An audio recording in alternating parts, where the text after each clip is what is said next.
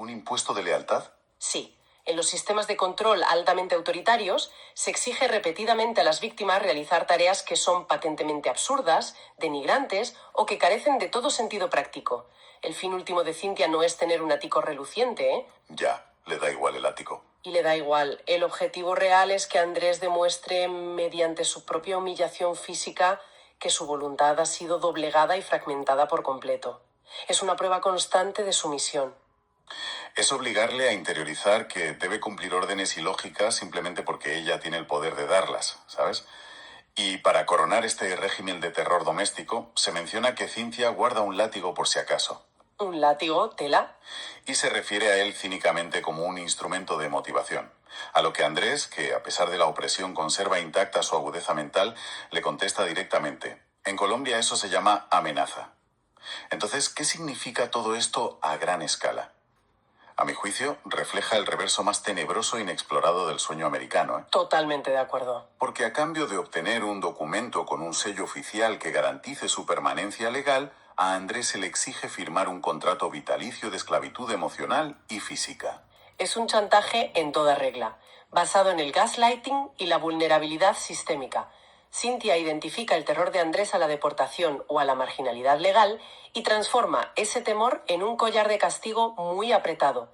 Y llegados a este análisis profundo, es fundamental hacer una pausa y recalcar una advertencia vital que el propio texto original subraya de forma muy explícita. Cierto, es un matiz importantísimo que no podemos pasar por alto, para nada. El comportamiento manipulador, posesivo y abusivo de Cynthia no guarda relación alguna con su origen, ni con su identidad, ni con el hecho de ser afroamericana. O sea, la tiranía, el control coercitivo y la violencia psicológica son rasgos oscuros del comportamiento humano que resultan ser trágicamente universales. Por desgracia. Estos patrones destructivos no discriminan por razas, géneros, nacionalidades o clases sociales. La necesidad patológica de ejercer control absoluto sobre otro ser humano reside exclusivamente en la psicología individual de quien ejerce el abuso y trasciende cualquier demografía. Es vital mantener esa claridad. O sea, la tiranía es tiranía. Se ejerza desde donde se ejerza y por quien se ejerza.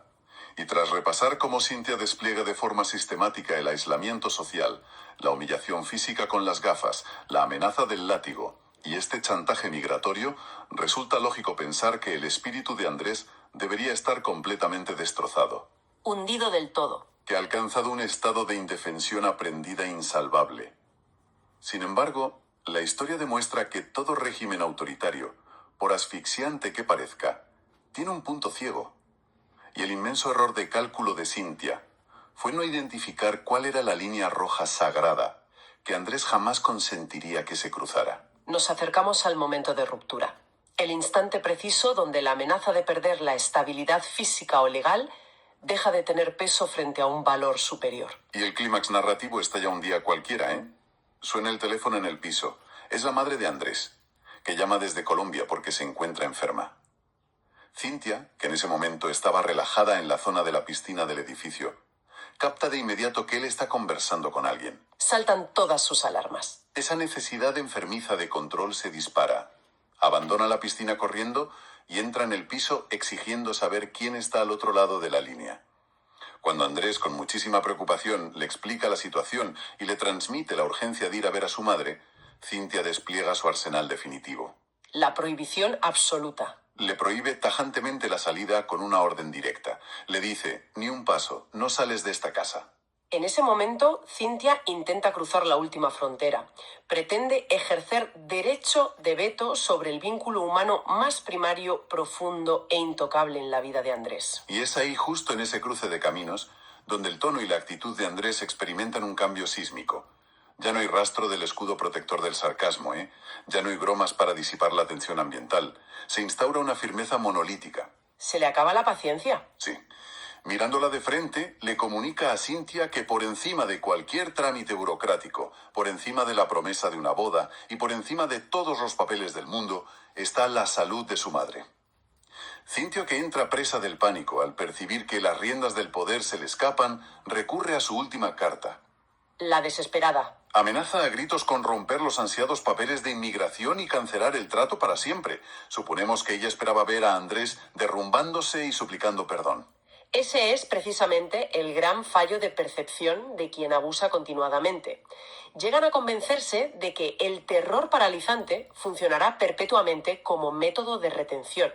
Creen que los tienen atados para siempre. Exacto. Pero la respuesta de Andrés es digna de enmarcarse en la historia de la resistencia personal.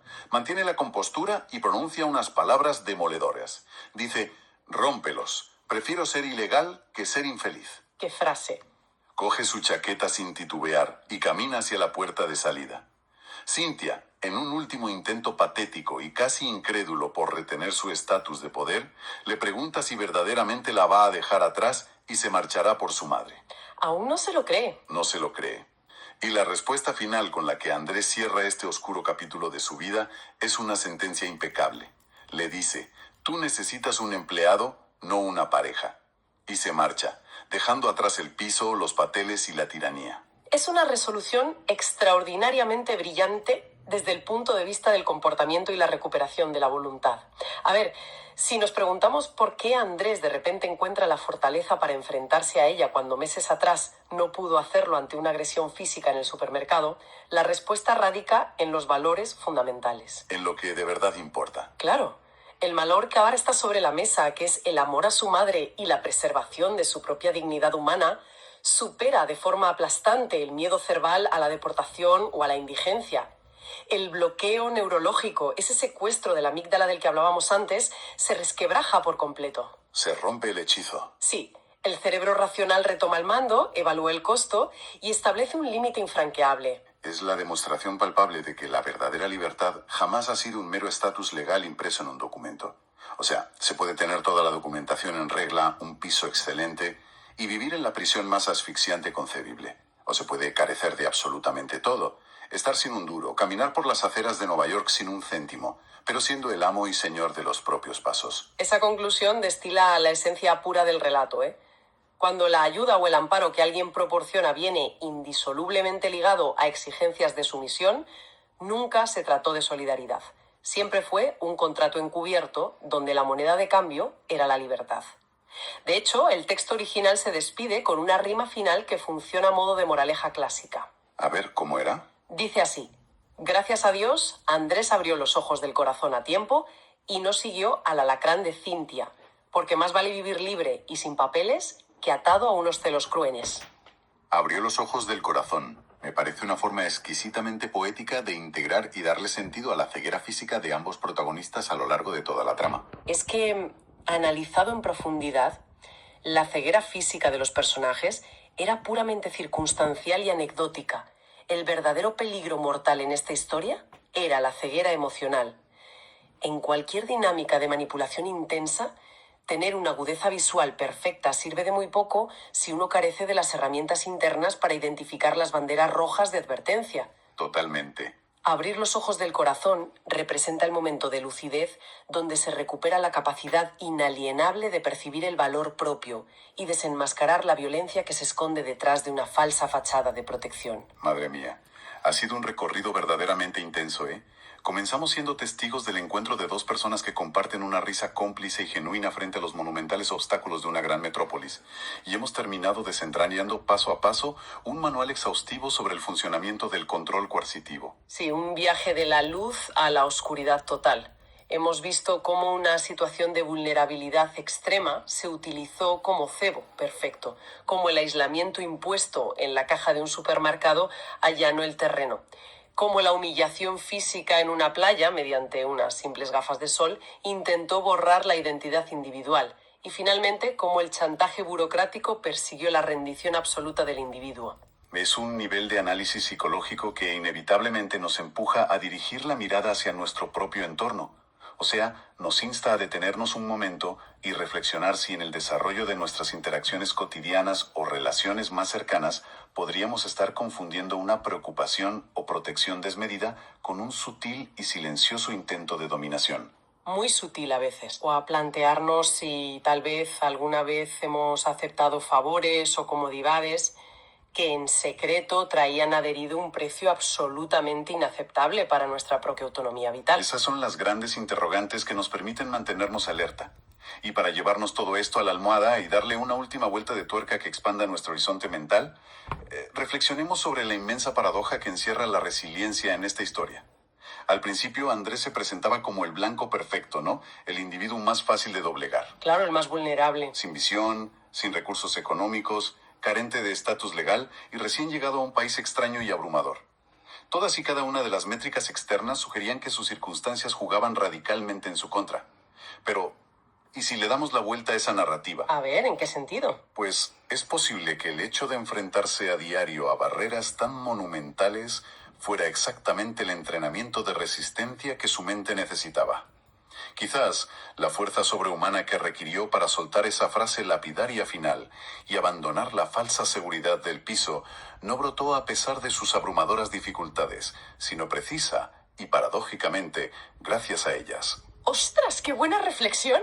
Esa profunda experiencia vital de supervivencia constante fue la que le otorgó la claridad meridiana para comprender que ningún piso en Nueva York, por muy lujoso que sea, merece la pena si el precio de alquiler se cobra con tu propia cordura. Una historia que arrancó con la simple esperanza de conquistar el sueño americano y culminó impartiendo la lección más valiosa, que la única conquista que realmente importa es la emancipación personal. Maravilloso cierre. Nos despedimos por hoy, recordando siempre que mantener viva la curiosidad y analizar con ojo crítico las dinámicas de las historias que nos rodean constituye la mejor herramienta posible para comprender este mundo tan asombrosamente complejo. Hasta la próxima. Servicios en uso. Servicios, grabación de